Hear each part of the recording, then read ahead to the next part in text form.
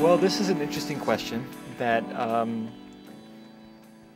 without offending a lot of chefs that I know, um, every chef is going to borrow something from someone else, and it's about, I mean, just like I said before, like if I go to Oaxaca and I have, some chicken mole that I might not have the recipe from it, but the balance between all the ingredients of it, I'm going to remember what they are, and I might, reproduce that in some way, even though it's not like a chef or a recipe or even a technique. It's just a flavor.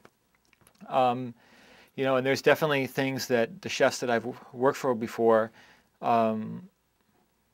you take. That's how you get a cooking voice. Really, it's about collecting. But I always think to myself, is this a Daniel Boulud dish? Because if it is, I'm getting rid of it. Not because it won't be good. It's just because I just don't want to do that.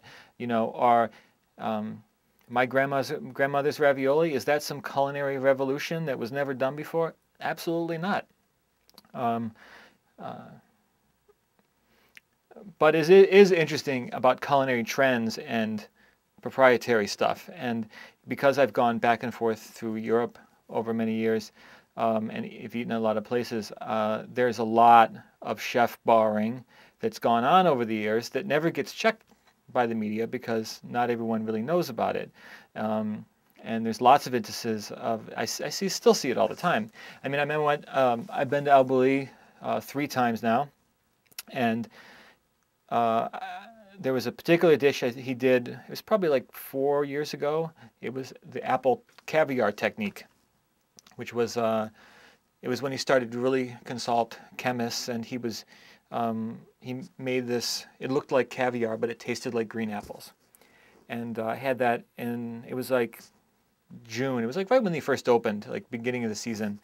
And that was a dish that they had introduced that year. And I came back to New York, and about a month later, I ate at a restaurant in Manhattan, and there was a pineapple caviar on, the menu already. In a matter of, it was a month, really.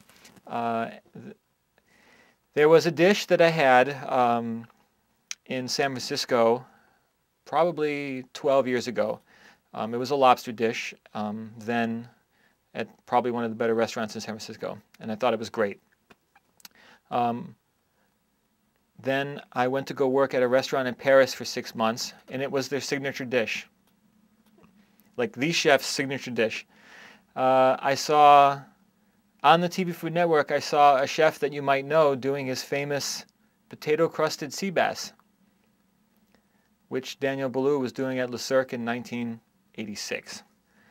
But Daniel, to his credit, and even in his cookbook, and he says where he got the inspiration for that dish. He attributed it to Roger Verger's potato-crusted rouget, and he just adapted it in a way to an American fish and changed the shape and the look of it, but he still gave, some credit where credit was due, and that I always thought was respect. So that was cool.